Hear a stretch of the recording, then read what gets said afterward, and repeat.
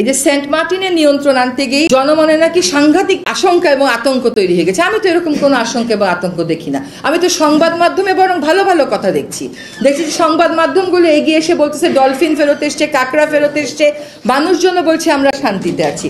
So আপনারা বিভিন্ন গণমাধ্যমে ইতিমধ্যে রিপোর্ট করেছেন যে সেন্ট মার্টিন দ্বীপের প্রাকৃতিক পরিবেশ ফিরে আসা শুরু হয়েছে। এখন আমরা পর্যটন মন্ত্রণালয়ের সাথে কাজ করছি, যে নিয়ন্ত্রণমূলক কাজগুলো আমরা করছি, তার পাশাপাশি ওই দ্বীপটাকে নিয়ে একটা মাস্টার প্ল্যান করা যায় কিনা। কিছু কিছু মাস্টার প্ল্যান ব্যক্তি পর্যায়ে, প্রতিষ্ঠান পর্যায়ে করা হয়েছে, সরকারি পর্যায়ে নেই। সরকারি পর্যায়ে কিন্তু সেন্ট মার্টিনের জন্য নীতিমালা করা আছে, যেগুলো গেজেট নোটিফাইড। এই তিনটার সমন্বয়ে আমরা একটা মাস্টার প্ল্যান করতে পারি কিনা। এইটার পাশাপাশি আমরা জলবায়ু পরিবর্তন ট্রাস্ট ফান্ড থেকে একটা প্রকল্প অনুমোদন করা হয়েছে, যেখানে অল্টারনেটিভ লাইভলিহুড দেয়া হবে সেন্ট মার্টিনের মানুষদেরকে।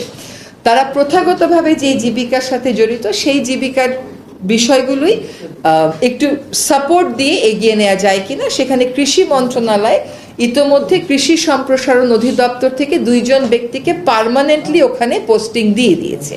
তাছাড়া 2টি বেসরকারি সংস্থা ব্র্যাক এবং কোস্ট, তারা আমাদেরকে অ্যাসেসমেন্ট করে সাহায্য করছে যে কি কি ধরনের অল্টারনেটিভ লাইভলিহুড আসলে ওখানে ফিজিবল এবং সেটার মার্কেট কি হতে পারে। এই কাজটাও আমরা আশা করি আমরা জুলাইয়ের মধ্যে আনুষ্ঠানিকভাবে শুরু করে দেব। আমি আসলে নিষিদ্ধ করব কি করব না সেই প্রশ্নের উত্তরটা এখন না দিই, কারণ এটা একটা আলোচনা করে আমাকে সিদ্ধান্ত নিতে হবে। টাঙ্গুয়ার হাওরে যা ঘটছে, এরকম একটা গ্লোবাল হেরিটেজ সাইটে এই জিনিস ঘটতে পারে না। লাউড স্পিকার, এসি, আসলে এরকম হাওরে কয়টা যান্ত্রিক জলযান চলবে তারও একটা নিয়ন্ত্রণ আনতে হবে। আপনি দেখেন, এই যে সেন্ট মার্টিনের নিয়ন্ত্রণ আনতে গিয়ে এই ভাই প্রশ্ন করলো জনমনে নাকি সাংঘাতিক আশঙ্কা এবং আতঙ্ক তৈরি হয়ে গেছে। আমি তো এরকম কোনো আশঙ্কা এবং আতঙ্ক দেখি না। আমি তো সংবাদ মাধ্যমে বরং ভালো ভালো কথা দেখছি সংবাদ মাধ্যমগুলো এগিয়ে এসে বলতেছে ডলফিন ফেরত এসছে, কাঁকড়া ফেরত এসছে, মানুষজন বলছে আমরা শান্তিতে আছি।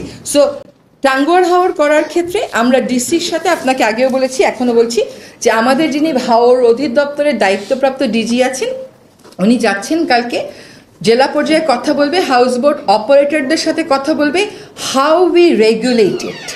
এটার একটা দিক নির্দেশনা এবং বলবৎযোগ্য নির্দেশনা অবশ্যই দেব। আমাদের সংরক্ষিত এলাকার পরিমাণ বৃদ্ধি করেছি।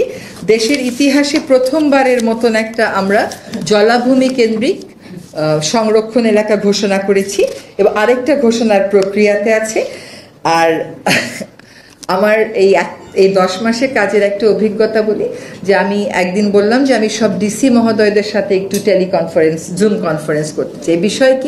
বিষয় হচ্ছে যে আন্তর্জাতিক মেছো বিড়াল দিবসে সব ডিসিকে একটা নির্দেশনা দেয়া হলো যে তারা যেন তাদের এলাকাতে একটা সিএনজি ভাড়া করে একটা ব্যানার নিয়ে একটা প্রচারণা চালায়, যাতে মেছো বিড়াল মারাটা বন্ধ হয় এবং এটাকে যেন মেছো বাঘ বলা না হয়।